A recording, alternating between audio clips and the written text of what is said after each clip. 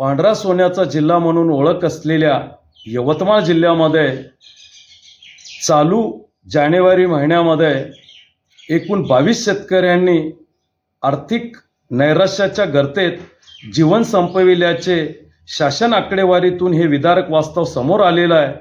खऱ्या अर्थाने आज या कृषीप्रधान देशामध्ये या होत असलेल्या शेतकऱ्यांच्या आत्महत्या या शासन व्यवस्थेला अस्वस्थ करत नसेल का? सततची नापिकी, कर्जबाजारीपणा, नैसर्गिक आपत्ती आणि शेतमालाला नसलेल्या भावामुळे शेतकऱ्यांची आर्थिक कोंडी झालेली आहे। आज शेतकरी अर्थसंकल्पातनं देखील बेदखल झालेला आहे। आत्महत्येच्या संबंधाने कुठली ठोस उपाययोजना राज्य आणि केंद्र शासनाच्या माध्यमातून होत नसल्याचं दिसून येत आहे। शेतकऱ्याकडे कायम दुर्लक्ष या केंद्र शासनाचं आणि राज्य शासनाचं झालेलं आहे। अतिवृष्टी आणि ओला दुष्काळामुळे या सर्व आत्महत्या आर्थिक कोंडीतून होत आहे।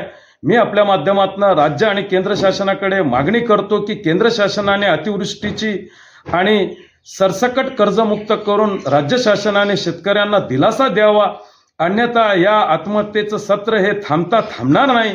आणि अमेरिकेसारख्या देशाच्या सोबत आज शेतकऱ्यांना, देशातील शेतकऱ्यांना उभं करण्याचं काम या मोदी शासनाने केलेलं आहे। खऱ्या अर्थानं या पुढचा कालखंड शेतकऱ्यांसाठी अत्यंत वाईट असणार आहे आणि याही पुढे या शेतकऱ्यांच्या आत्महत्या अशाच वाढतील। या संदर्भाने शासनाने ठोस उपाययोजना आखायला हव्या।